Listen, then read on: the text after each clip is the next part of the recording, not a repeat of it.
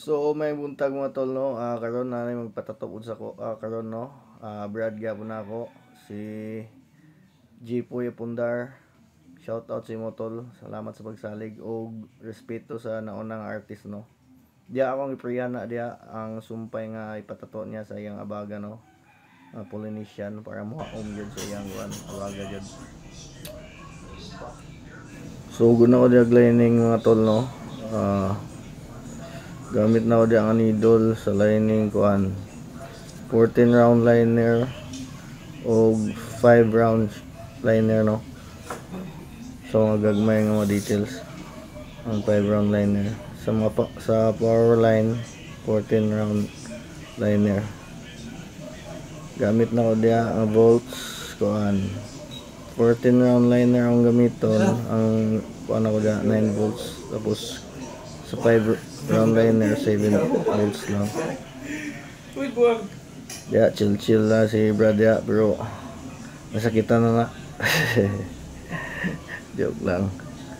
So, niabot mo na kuan na ni mga 8 to 10 hours no. Mga isa ka oras po nga pag freehan ako sa design, tapos 8 or 10 hours 8 or 9 hours nga kuan sa pagtato na ako. Sigalo pang si Brado, relax na kayo bro, namatyag na.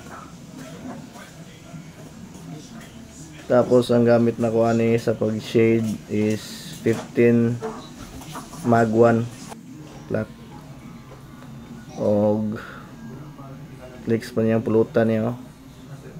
Nag-inom din sila, nangakon pa rin sila mga tolo, Radyo Pio si Tiw. Nag-inom po ni sila. Advice lang na ako kung magpatato, di lang yun mag-inom kay dugay kayo magpasulod sa ink no, dugay kayo mo sulod ang ink basta mag-inom ka samtang tapos basta na sa kuwato lang kay ang imong dugo no, usog kayo mo dugo kung kuan mag-inom ka kung magpatato ka no. So advice lang ako din yun magkuan inom samtang patato ka. So diya nanata diya nag-shading na ta, happy to the moment diya sa kuan abaga na nga part no.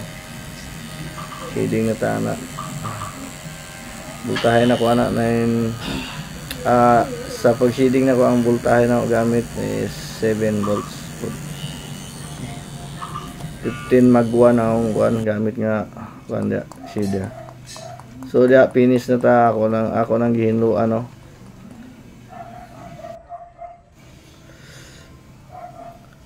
So kung kinsa man po'y ganahan po magpatato no, just kuan lang, i-DM lang ko.